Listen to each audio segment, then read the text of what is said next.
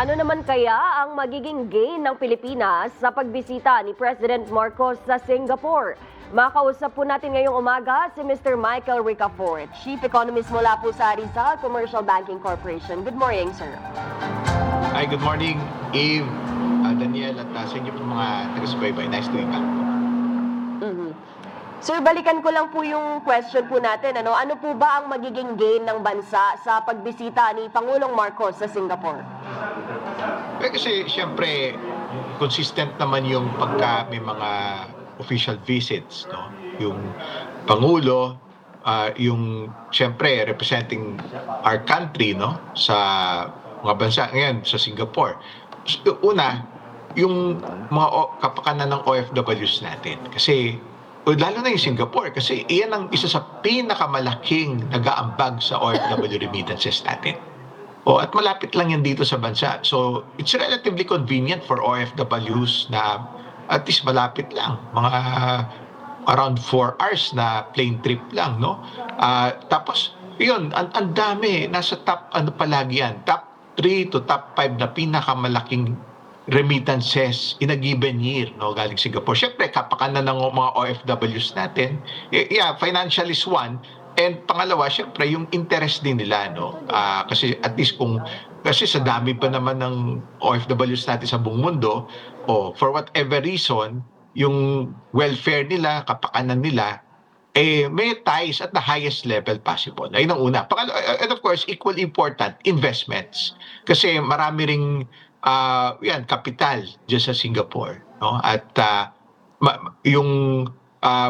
yung trade din, no? Kasi yung within kapwa ASEAN natin yung Singapore, and marami din kasi silang tayo may mga ina-exports tayo sa kanila. Pag pumunta ka sa mga kahit nga at the grassroots sa mga tindahan sa Singapore, may mga doon, no? Mga Philippine brands na iba na dominate, no? To name a few, syempre yung mga sa snack food business and among many other businesses, no? Yung trade natin, yung mga in-export natin sa kanila. At the same time, meron din naman tayong ini-import from them kasi marami silang high-tech manufacturing doon, no? Yung mga pharmaceuticals, no? Yung mga ibang industrial products, no?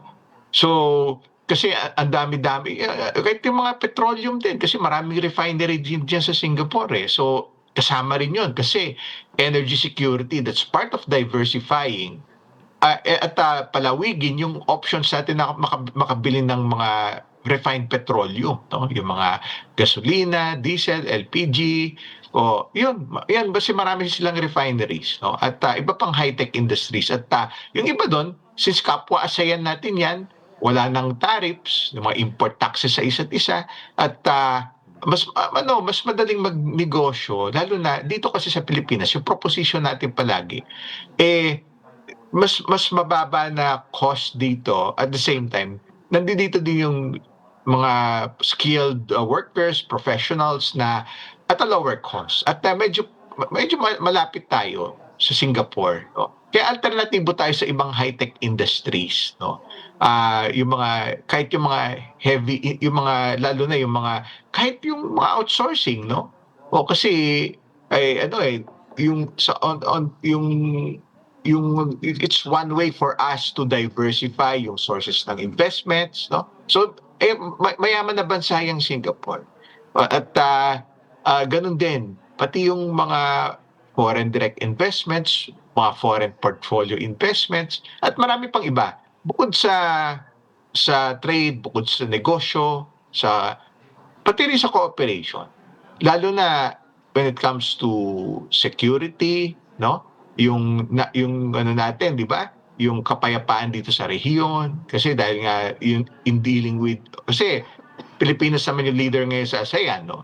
So in dealing with siyempre yung mga potential, not only potential, but yung mga territorial disputes with China. So, papalawigin yon. At marami pang areas of cooperation. High-tech industry rin kasi maraming high-tech industries and the best technologies na marami tayong pwedeng matutunan sa Singapore. Infrastructure. Sir Michael, sorry to cut you. Yung bang kasi ang Singapore ay small but terrible po na bansa yan, siguro katulad ng Pilipinas, maliit lang din po tayo. Siguro yung pinakamagandang aral na makuha po natin sa kanila. Well, kasi tingnan nyo, they use the best technologies. Ayun yung isa sa, ito, kita-kita nyo, no? Na-manage sila kahit kulang sila sa resources, no? O, ngayon, they use the best technologies out there for them to generate water from their waterways, no? How to better manage yung mga waste, yung mga garbage, no? Tapos yung mga puro high-tech industries, ang dami. Parang that's the closest industrial, one of the closest industrial countries, lalo na sa kapwa nating ASEAN, no? Kaya marami pa rin tayong pwedeng matutunan yung levels of cooperation. Kasi malaking tulong yan kung marami pa pwede itap eh. Bukod doon sa funding, yung financial aid or assistance, mga ODAs, pati rin sa technical assistance, no? So, kung mapalawig yan, no?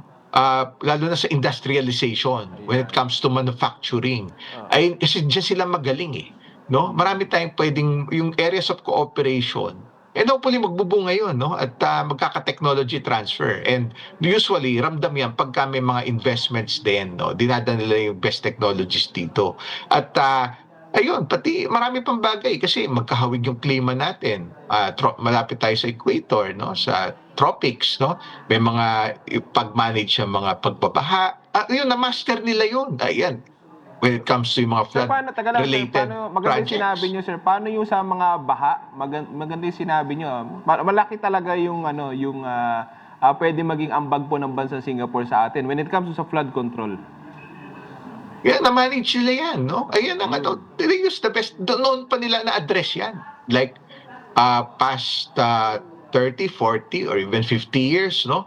Ayan ang mga talagang dapat siniseryoso na yung matutunan natin paano nila nagawa yun, no? Yung parang yung Asian Miracle, sila yung one of the best examples. Kaya sa maraming bagay, no, yung pag-manage ng ekonomiya natin, pag-manage ng infrastructure natin. Tingnan niyo yung train system din nila, di ba? O well, kasi, maaaring sabihin, maliit kasi yung bansa nila, kaya mas madali i-manage, no? Unlike yung bansa natin, more than 7,000 islands, malaki. Pero ganun pa man din, yan, especially yung yung mga pockets of urban areas, hindi lang mga urban areas, kahit naman sa rural areas, no? Yun ang mga talagang ang daming promise kung talagang seryosohin natin lahat yan at i-adapt dito sa bansa natin. Yes po. Sir, kung mapapansin po natin, 4 na beses na pong binisita ni President Marcos ang Singapore mula po ng Maluklok as our president.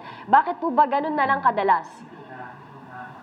Well, kasi una malapit lang naman sa atin, kapwa natin ASEAN yan, no? At sandali ka lang makapunta dyan eh. Yun nga, tsaka kung gusto mo makakita ng best example na kapwa natin ASEAN na doing really well, lahat na lang ng larangan, politically, no? Tapos, yung siyempre yung form of government, medyo iba doon, no? Hindi talaga parehong-pareho sa atin. Pero, yun, tulad nun, may stricto sila sa maraming bagay, no? Yun. Kasi malapit, tsaka yung ASEAN leaders, they always invite each other. Tulad yan, yung Singapore, dinadayo rin kasi yan. No? Kasi maraming pwedeng, kasama rin yan, binuboost din nila yung tourism. Yan din yung pwede natin matutunan. Di ba may mga big activities din kasi dyan sa Singapore at nagkakaimbitahan talaga, no? In as much as ganun din naman sa mga kapwa ASEAN countries natin. Like last year, ang nag-host ng ASEAN is Malaysia. Ang dali lang puntahan. Parang meron ng linkages din in the past Kahit yung mga older generation na iba wala na nga, pero yung mga founder niya the late Prime Minister Lee Kuan Yew, meron din links yan sa sa leaders natin. Like for instance, tignan niyo, ang laki ng investment sila dito for many years. Halimbawa sa telco, yung Singapore, yung pinakamalaking telco ng Singapore, invested isa sa pinakamalaking telco din dito sa Pilipinas. So, ayun, minsan meron din sila mga binabahagi. Noon pa, even the older generation, many years back, parang they share ideas, they share visions, Yan, tulad yan, yung mga infrastructure, bukod sa, yan, yung mga high-tech, ngayon, yung cellular technology, matagal na yan, di ba? Yung mga mobile phone technology, syempre, nag-i-evolve ngayon, may AI pa ngayon, no? Ayun. Yung, lalo na, may Paxilica, yung Pilipinas, pwede natin yun i-showcase sa kanila, o kung gusto nila mag-diversify dito, why not consider also looking here in the Philippines, mga like-minded na developed countries na allied? Kasi Paxilica, yan, dito sa New Clark City, 4,000 acres na AI, yung mga high-tech, iba pang high-techs, Oo nga. na mga high-end semiconductors, electronics, rare earths, electric vehicles. Ayun, kasi nandun din niya yung Singapore. At the very least, pwede nila tayong tulungan din doon. No? Kasi magkakaibigan tayong bansa eh. Kaya nga medyo close tayo dyan noon pa. Kahit yung mga leaders din natin. No?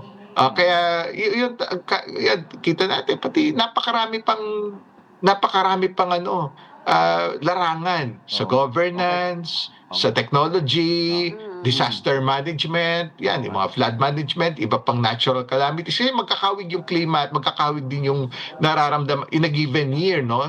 Yung kaya yun talaga yung kung if we realize those things and really gain from that further, well and good.